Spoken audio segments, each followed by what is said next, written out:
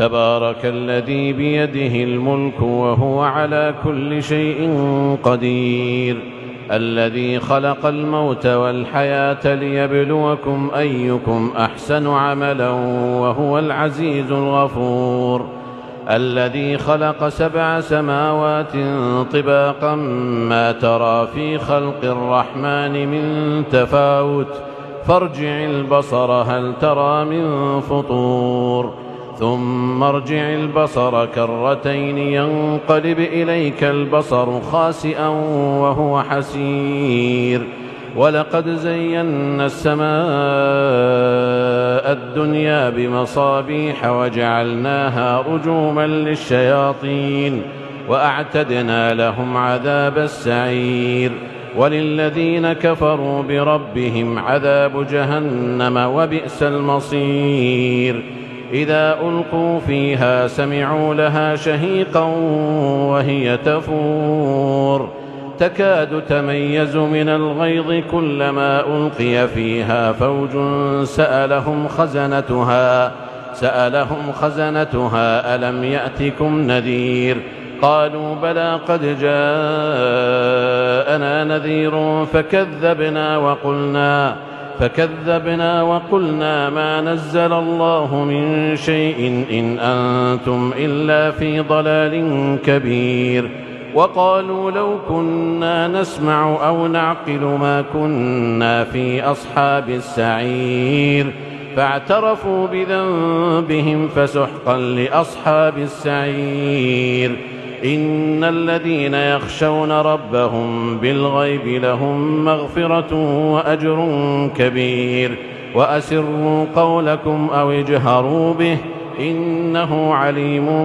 بذات الصدور، ألا يعلم من خلق وهو اللطيف الخبير، هو الذي جعل لكم الأرض ذلولا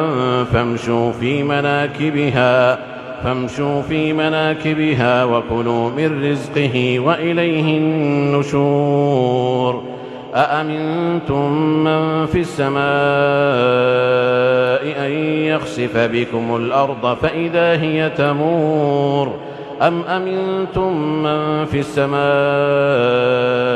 أن يرسل عليكم حاصبا فستعلمون كيف نذير، ولقد كذب الذين من قبلهم فكيف كان نكير، أولم يروا إلى الطير فوقهم صافات ويقبضن ما يمسكهن إلا الرحمن إنه بكل شيء بصير، أمن هذا الذي هو جند لكم ينصركم من دون الرحمن إن الكافرون إلا في غرور، أمن هذا الذي يرزقكم إن أمسك رزقه بل لجوا في عتو ونفور، أفمن يمشي مكبا على وجهه أهدى أمن يمشي سويا على صراط مستقيم،